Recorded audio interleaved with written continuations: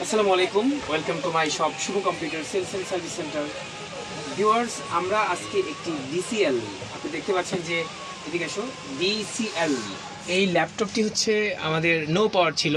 তো আমরা এই ল্যাপটপটিকে এখন কমপ্লিটলি টার্ন অন করে উইন্ডোজ রান করেছি। আমরা একটা কেস স্টাডি দিব যে আসলে মূলত এই নো পাওয়ারটার রিজন কী ছিল, কী কারণে এই ল্যাপটপটি নো পাওয়ার ছিল। বিকজ আমার সাথে আমার দুজন স্টুডেন্ট আছে যারা হচ্ছে এই কেস স্টাডি নেওয়ার জন্য খুবই আগ্রহ প্রকাশ করছে। একজন হচ্ছে আব্দুল রহমান, একজন হচ্ছে Omar Faruk. So let's start.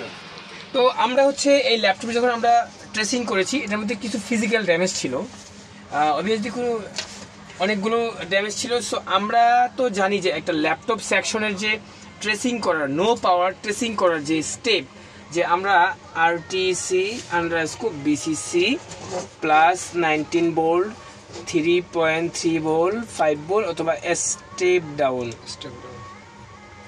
আর 4 নম্বরে হচ্ছে র্যাম, 5 নম্বরে হচ্ছে PCH, 6 নম্বরে হচ্ছে BCC কোর, GFX কোর। হ্যাঁ, তো এই হচ্ছে আমাদের ল্যাপটপ সেকশনগুলো।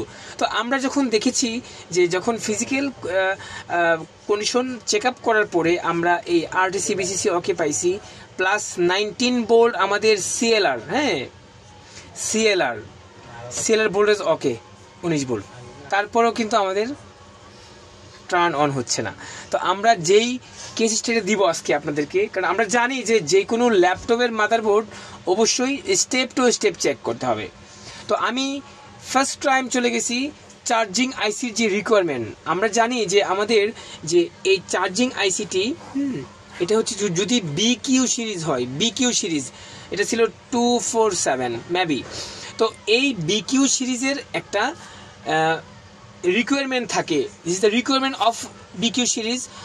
লাস্ট পিনটা যে এটা যদি আমাদের 1 নাম্বার পিন হয়, 1 2 3 4 5, তাহলে এটা কি 1 থেকে কাউন্টিং শুরু হবে। হ্যাঁ, আর এখানে 6 7 8 9 10 11 12 13 14 15 16 17 18 19 20। এই 20 নাম্বার পিনটা হবে আমাদের কি BCC। কি হবে BCC। এটা আসবে কোথা থেকে? CLR থেকে। হ্যাঁ, তো এই ভোল্টেজটা যখন যাবে, মাঝখানে কি থাকবে? রেজিস্ট্যান্স থাকবে, ক্যাপাসিটার থাকবে। হ্যাঁ, এই দুইটা ক্যাপাসিটার, একটা রেজিস্ট্যান্স হয়ে কোথায় আসবে? BCC আসবে। তো আমাদের এই BQ সিরিজের যেই আজকের প্রবলেমটি আমরা সলভ করেছি, এই চার্জিং আইসির এই 20 নাম্বার পিনে আমাদের থাকবে হচ্ছে 19 ভোল্ট। কত? আর 6 নাম্বার পিনে থাকবে আমাদের কত? AC detect. আর আমার 16 নাম্বার পিনে থাকবে কত? Reason, REGN, reason LDU 6 voltage. হ্যাঁ, আর আমার তাহলে আমার কি হলো? BCC, AC ডিটেক্ট, রিজন, তারপরে হচ্ছে AC ওকে থাকবে হচ্ছে 5 নাম্বার পিনে। AC ওকে, এটা কোথায় যাবে? আইওতে যাবে। কোথায়? আইওতে, আইও। আর এটা হচ্ছে যাবে কোথায়? এটা আসবে, এটা যাবে হচ্ছে এই 19 ভোল্ট থেকে। এই যে 19 ভোল্ট থেকে এখানে দুইটা CLR হবে, একটা CLR থেকে এটাকে ভোল্টেজ ডিভাইড করে এখানে 2.4 থাকবে। হ্যাঁ, এই যে আমাদের BQ সিরিজের চার্জিং আইসির রিকোয়ারমেন্ট। তো আমি আমার CLR এ ভোল্টেজ পেয়ে গেছি, বাট আমার তারপরও PC অন হচ্ছে না। তো আমার মনে হয়েছে যে আমি চার্জিং আইসির যে রিকোয়ারমেন্টটা চেক দিই, ফার্স্ট নাম্বারে চেক দেবো এটা 19 ভোল্ট আমার 20 নাম্বার পিনে আছে কিনা। আমি 20 নাম্বার পিনে 19 ভোল্ট পাইনি, আমি পেয়েছি কত? 2+ voltage. This is the clue, this is the reason of this no power. Okay, কারণ এখানে আমার ভোল্টেজ লাগবে কত? 19 ভোল্ট CLR থেকে। হ্যাঁ, তো এখানে আমার পাশে দুইটা ক্যাপাসিটার ছিল, আমি পার্সোনালি ক্যাপাসিটারগুলোকে চেক করেছি, ক্যাপাসিটারগুলো ভালো আছে। এবার আমি যখন রেজিস্ট্যান্সের এই পাশে ধরছি, এই পাশে এখান থেকে তো আমাদের কত? 19 ভোল্ট না? 19 ভোল্ট। হ্যাঁ, এখানে যখন দেখছি 19 ভোল্ট আছে, বাট এই পাশে আমাদের ভোল্টেজ নাই, এখানে 2 ভোল্টেজ।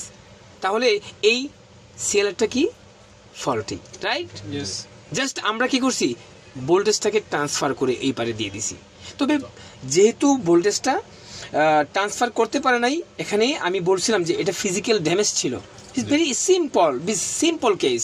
তো এই জন্য এখানে আমি জাস্ট এখানে যখন আমি একটা খোঁচা দেই তখন আমাদের এখানে কিছু কার্বন চলে যায়। সো আমি জাস্ট ভোল্টেজটাকে এখানে পরে মাপ দিয়ে দেখি কি এখানে আমার 19 ভোল্ট চলে আসছে, আমার ভোল্টেজ এখানে 20 নম্বরে চলে আসছে, আমার আইসি তার সমস্ত রিকোয়ারমেন্ট ওকে হয়ে গেছে। ওকে, দেন আমার এখানে যে এম্পিয়ার এখন দেখতে পাচ্ছেন, তখন আমার এম্পিয়ারটা ছিল 5 আর 4, আর এখন তো বোর্ড রান করা আছে, তখন আমার এম্পিয়ার 14-15 চলে আসছে। আমি যখন এখানে আমার এই যে পাওয়ার সুইচ হচ্ছে কি কিবোর্ডের সাথে আমি যখন ট্রিগার করি, বোর্ড রান করে, ওএস রান করে। This is the case study of DCL laptop no power not turning on. So viewers, এখানে আমরা যদি কাজটা লাইভ করতে যাই অনেক সময় লাগে, অনেক টাইম লাগে, জন্য আমরা শর্টকাট কাজটা করে আমরা কেস স্টাডি দিয়ে দিয়েছি ইনশাআল্লাহ। যারা basic to advance chip level এবং স্কিমেটিক্স ডায়াগ্রাম দিয়ে কাজ শিখতে চাচ্ছেন তাদের জন্য আমার ওয়েলকাম। আমি শুভ কম্পিউটার, আমরা বেসিক টু অ্যাডভান্স চিপ লেভেলের কোর্সগুলো করিয়ে থাকি। তো আপনারা যদি কাজ শিখতে চান, প্র্যাকটিক্যাল কাজ শিখতে চান, এখানে প্র্যাকটিক্যাল কাজ না শিখতে পারলে আপনারা কখনোই কোনোদিন মানে ভালো কিছু করতে পারবেন না। থিওরি অ্যান্ড প্র্যাকটিক্যাল আমরা দুটো কাজ শিখিয়ে থাকি। ধন্যবাদ সবাইকে, দেখা হবে আবার কোনো একটা ভিডিওতে।